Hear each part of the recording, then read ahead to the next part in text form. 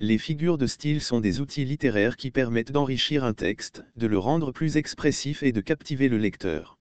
Elles se divisent en plusieurs catégories, chacune ayant ses propres caractéristiques et effets. Grand 1. L'insistance ou l'amplification. L'insistance ou l'amplification regroupe des figures de style qui visent à renforcer ou à accentuer une idée. Parmi celles-ci, on trouve l'anaphore, qui répète un mot ou un groupe de mots au début de plusieurs propositions, comme dans Mon bras qu'avec respect toute l'Espagne admire, mon bras qui tant de fois a sauvé cet empire.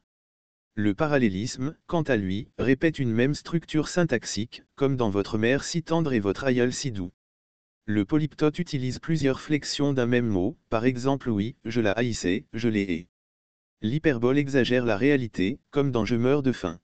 L'énumération ou accumulation liste des mots de même nature pour créer un effet d'amplification, comme dans Je m'en vais vous mander la chose la plus étonnante, la plus surprenante. Enfin, la gradation utilise des termes d'intensité croissante ou décroissante, comme dans Sans effet, je n'en puis plus. Grand 2. L'opposition. Les figures d'opposition mettent en contraste des éléments pour créer un effet de tension ou de contradiction. L'antithèse, par exemple, oppose deux termes de sens contraire, comme dans je vis, je meurs, je me brûle et je me noie. L'oxymore rapproche deux mots de sens opposés, comme dans un silence assourdissant traversa la pièce. L'antiphrase utilise un mot ou une phrase dans un sens contraire à son sens habituel, souvent pour exprimer l'ironie, comme dans Bravo, c'est du joli. Grand 3. L'atténuation.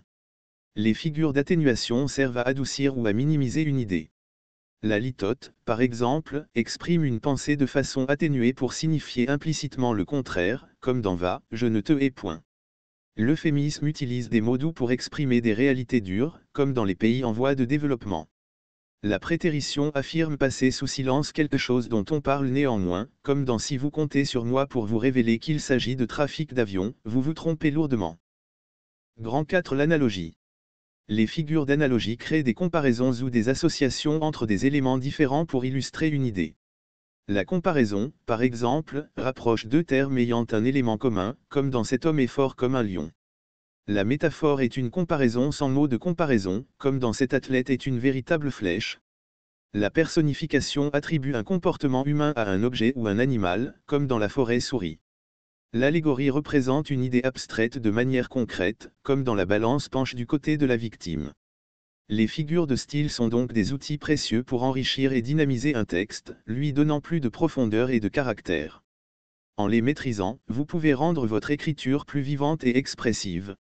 Abonnez-vous pour plus de vidéos éducatives et découvrez d'autres figures de style et astuces littéraires.